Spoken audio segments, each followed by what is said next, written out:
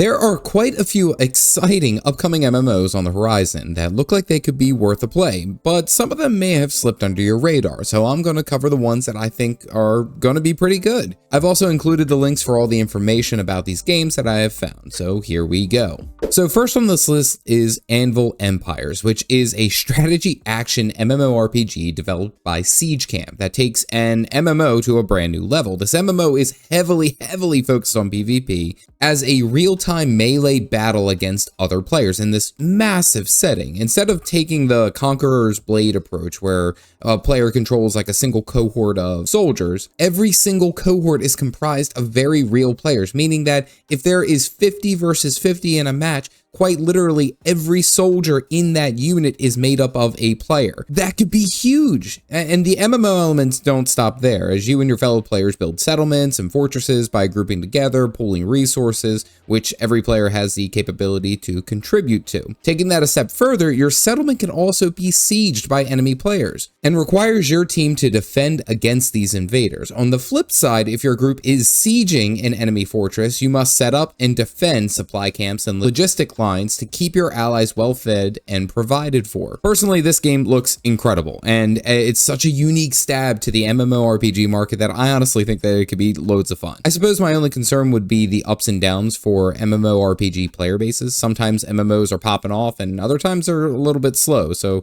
depending on how they approach it, it could be really good or really popular, or really poor when it doesn't have the player count. Currently, this game has no set release date, but I'm sure that we will hear something in 2025. Perfect New World is a traditional adventure RPG developed by Iron Core Game Studios, and it appears that there are some JRPG elements, and you team up with your friends to tackle the mysteries of the world with a fast and furious combat system that boasts both PvE and PvP elements.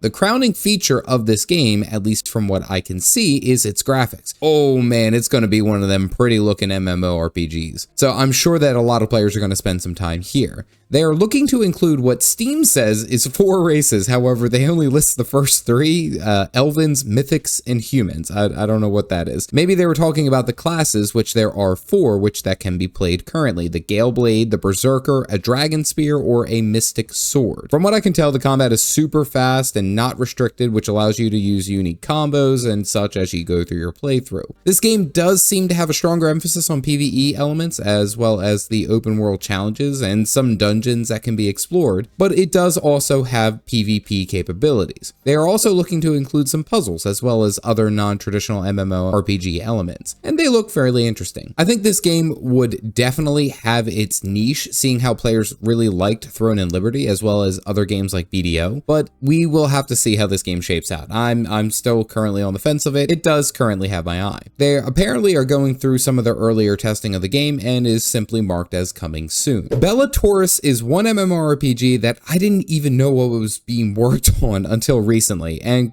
it does look pretty damn good. When I say pretty damn good, I mean pretty. This MMO seems to be set in a medieval universe that has both a mix of traditional medieval elements as well as fantasy, such as spellcasting and dragons, of course. What is probably its coolest feature is that it is looking to have non-constrained classes and weapons, meaning similar to New World, where you can equip a spear but you can also cast spells. You can very much be a steel-clad knight and then cast Incinerate to all of your enemies around you. The game is looking to include PvE elements, but heavy player versus player and realm versus realm features that seem to honestly be very similar to Warhammer Online's Realm versus Realm. There's not too much more into this game that we know of, aside from some screenshots and other small pieces of media that we've been able to see, and apparently the release date has been pushed back quite a bit. We were supposed to hear something by now, but nothing as of yet. This could be one of those really well done MMORPGs if they pull it off correctly, because honestly, I love the look of the game. The combat's a strong pull for me, but this is just me being optimistic, and the more reserved side of me says, let's wait and see. As mentioned, we are supposed to have an update here soon, but nothing solidified as of yet. Past Fate is an open world MMORPG where, and I quote, freedom is the key element. This is developed by Icy North Games and looks to implement the standard MMORPG format of PvE and PvE, along with heavy PvE integrations such as 5-man dungeons, 25-man raids, open world bosses, and more. as well as some solo content that's spiced in there, such as secrets and treasure hunting. One of the unique features about this game is that it includes ships and sailing into the world exploration, but still seems to have a very heavy emphasis on group cohesion and working together to build your own kingdoms. These kingdoms can of course be sieged by enemy players and must be defended, although I could not confirm if this is going to be specifically a PvP element or a PvE style siege or maybe a PvP versus element. I'm not sure on this. The PvP, however, in the game does look incredibly robust, having specific PvP and PvE servers for players to get into. Once you go outside of your faction's area in an open world PvP server, you can be attacked and killed by rivaling factions. Teaming up and conquering specific zones in an open world will push your faction ahead, very much like old Guild Wars 1's factions in the Jade Sea, or even Guild Wars 2 World vs. World. Capturing larger areas and territories will allow your faction to reap the benefits such as increased resources and farming. The game also includes dedicated PvP battlegrounds and arenas arranged in the usual fashion, like 10 versus 10 or 20 versus 20 battlegrounds and 1 versus 1, 2v2 or 3v3 arenas. They are also looking to do a PvP experience system, like a ranking, which honestly could be really interesting as well. And right now they are boasting 5 classes to start: the warrior, the necromancer, the mage, the pirate, and a priest, each with their own subclass specializations. And it seems like they're going for the holy trifecta of tank, healer, and DPS. Personally, I really like where this game is headed. I believe it's still well within its alpha and probably will not hear much of it for any time soon, but overall I really think the game could have good potential. The idea is there at least. Currently, this game is listed as coming soon on Steam. Archeage Chronicles is an upcoming action MMORPG with some apparent Souls-like elements tied into it. Not only is it a game boasting some beautiful and fast-paced action and combat, as well as some deep and intriguing story, Archeage is going to be developed by XL Games. The role-playing is serious, as well as the hunting, gathering, housing, farming, and crafting. All of these really good MMO elements. It seems like it's going to take a step further here as well, as there seems to be a large emphasis on a player-driven economy, as well as world building by, and I quote, creating a pioneer society together. We really don't have too much more information on this game aside from what media we have already been shown, but it looks like it's going to be beautiful, immersive even. But my attention is here on its combat. It seems like it's going to be one of those your weapon decides your class type games that has you jumping, falling, rolling, dashing, blocking, and parrying your way through the game. I mean, if they're going to add a tag for Souls-like, you would expect that there's going to be some fast-paced action combat there, and there's a good chance that it's going to be its best feature. Currently, the game is marked as to be announced. Chrono Odyssey is a next-gen action MMORPG developed by Chrono Studio and is created in Unreal Engine 5. The most unique thing that I can see from this game is their Chronotector, which is apparently like an artifact that allows players to stop time around either the monster or rewind their character's time to allow for more intriguing and fast-paced combat. The game apparently has a ton more focus on PvE elements such as dungeons and raidings. That seems to be the forefront. However, PvP content is also mentioned, well, kind of confirmed. Of course, the game being set in Unreal Engine, you can damn well be sure that this game is going to have a huge focus on character customization. However, there is little known about the classes, the races, except for the most recent Twitter posts, which really only include the Sorcerer, the Paladin, the Berserker, the Swordsman, and the Ranger. Additionally, the open world and the story of the game are important aspects that are being focused on, establishing the game's lore and the backstory to develop more meaningful moments through the game, at least from what I can tell, is going to be at the forefront of this game. Currently, we have no release date, and on Steam, it is marked as to be announced. Personally, I could be on board with an open world adventure game set up with these kind of graphics and lore. As I have enjoyed Final Fantasy XIV, I have been thoroughly excited about the potential of these types of games with lore-heavy stories that allow you to immerse into the universe. So, we will see. Pantheon Rise of the Fallen is an upcoming MMORPG that honestly is a lot more robust than I gave credit for initially. Pantheon is being developed by Visionary Realms and has a large team of developers working towards its release. What seems to be one of its most diverse features, at least in my mind, is the lineup of classes and races. Holy crap! 13 classes and 9 races thus far have been developed and confirmed, with apparently more on the horizon. Each of the races have extra talents and capabilities, allowing for racial differences when meaningful choice with your characters. And some of the classes are even race locked, meaning not everyone can become a paladin or a dire lord. Something that makes this MMORPG look really, really interesting is the specificity of the RPG. As you are exploring the world of Terminus, their world, you will encounter the elements in a way that you haven't seen before. If you venture into the north, you'll come across a frigid environment. That makes it more challenging to cross or even impossible if you do not have the right resistances. There are a wide variety of ways to combat this, as confirmed by the devs. The gear is going to be important for whatever challenge you are about to face. If you are going into the cold north, you will need gear that has frigid resist.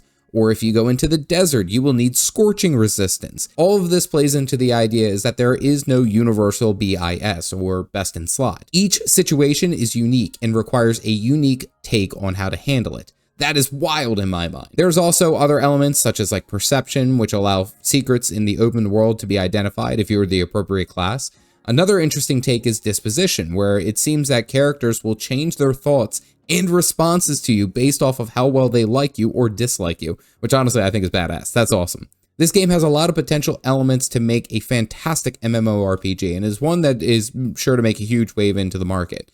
Personally, I kept this on the back burner. I was slightly aware of it, but I'm paying a lot more attention now. Pantheon will be coming into early access on December 13th in 2024 on Steam. This could be a big one, I'm just gonna say. Soulframe is an upcoming MMORPG developed by Digital Extremes, the same people who made the smash hit Warframe. Soulframe seems to be a bit more similar in orientation to Warframe as an action RPG, and duh, it's not surprising, it's the same developers.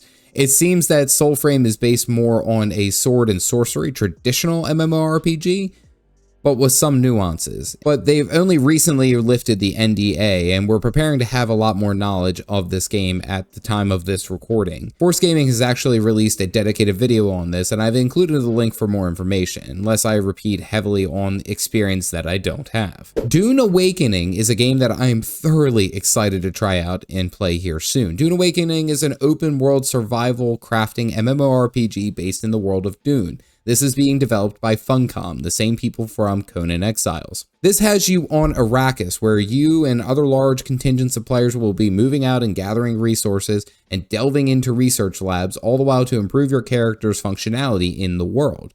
Dune, of course, is heavily unforgiving. You will not only have to track your health, but also your water intake. If you do not maintain this water intake, you will die.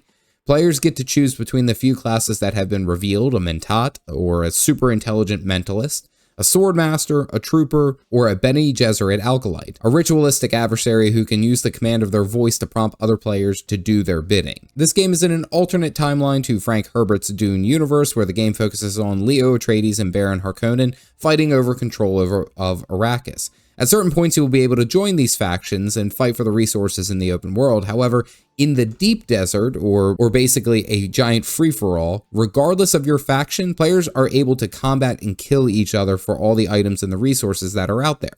All the while you're doing this, you're being hunted by the great sandworms of Dune. Again, this game is developed by Funcom, and apparently they've been taking really dedicated strides to have a faithful adaptation to Frank Herbert's work, as well as the recent Dune movies. And it looks really good. It looks like it's going to be a blast. I'm hopeful. I might be on the copium. This game is going through quite a few of closed betas, and we have a tentative date of early 2025 for release. This is one that I'm excited for, and I'm hoping they're doing it right. I'm just hopeful. The Quinfall is an immersive open world MMORPG experience that focuses heavily on the medieval fantasy style of gameplay, but it has a slight twist onto said fantasy. Instead of the classes, there are the weapon types that dictate what type of combatant you are. This is hardly a new feature in the MMO market, as early as like Guild Wars 2 having professions with different weapon capabilities, and even like New World and its different weapon skill sets, and its different weapon loadouts. This game is created by Volrec Technology and is looking like it's going to be pretty damn good. What's interesting is that they've included the entire roadmap of their progress of where they are and where they plan on going, and it's pretty refreshing in my mind. Now the UI looks great, the world looks in depth, and there's quite a bit of customization that I can tell from the screenshots, but I am just hopeful. I won't say I'm drinking all the copium yet. It's just, we don't really have too much on this game quite yet.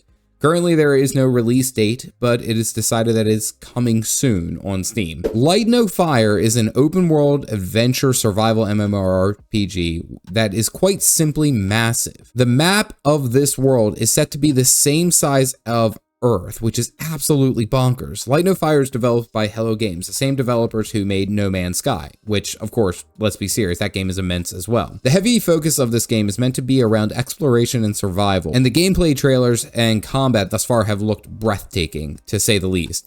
I mean, you're also able to fly around on dragons, which is pretty cool. That's awesome. I mean, come on now. What's really going to make this game into an amazing MMO is the fact that players can be on this immense planet, walking around, developing their home and their base, and interacting with players who their home is on the complete other side of this planet. It's almost like you're role-playing on planet Earth. The developers have stressed that you are not the hero here. You were simply a person on this planet, adventuring, building, and surviving. Who knew doing something so simple and basic would just be so damn refreshing? Currently, there is no release date, as it is marked to be announced on Steam. Some reports I've seen say we may hear something soon. Oh my goodness, lastly, Ashes of Creation. Oh man, I did not expect this game to make it. I have heard and I've talked about this game over several years, and I had nothing but a hoax written on it. I thought it was a hoax, but I was absolutely wrong. Ashes of Creation is just going through its initial alpha testing, where it's introducing new waves of players who have purchased the supporter bundles, and they are able to join into the game. Ashes of Creation has the traditional MMORPG fantasy look and feel, something that I absolutely love about the idea of their classes. To start, each of the classes and archetypes kind of look run-of-the-mill. Okay, on the surface, that's what you would expect from most MMOs. But what takes it a step further is the dual classing. It appears at some point you'll be able to mix and match your classes as you play to create something unique, like a fighter that then learns how to be a bard and becomes a blade dancer. The same fighter can learn about the tank archetype and become a dreadnought. These are such great implications, and personally, as someone who loved mix and matching classes from Guild Wars 1, it was a feature I've absolutely missed in MMOs. I mean, and I know they progressed away from it, and I was a little sad. From what I've been able to gather, there is going to be a healthy mix of PvE and PvP elements, as most MMORPGs would include, as well as its 9 different classes that will be playable. Now, Ashes of Creation is going to be bundled into alpha testing for the better half of 2025, so we really shouldn't hear much out of them quite yet. However, many content creators have played the game and thus far and have written reviews and made content on them for YouTube, so I suggest if you want more information or live action playing, you can go check them out there. And that's about it for upcoming MMORPGs, and I think a lot of them have great potential, and if I missed any of them, please let me know in the comment section down below. If you are interested, I've been playing some of the older MMORPGs, and one such more RPG that I've played recently is Guild Wars 1, and you can see that video here. Otherwise, stay caffeinated, folks.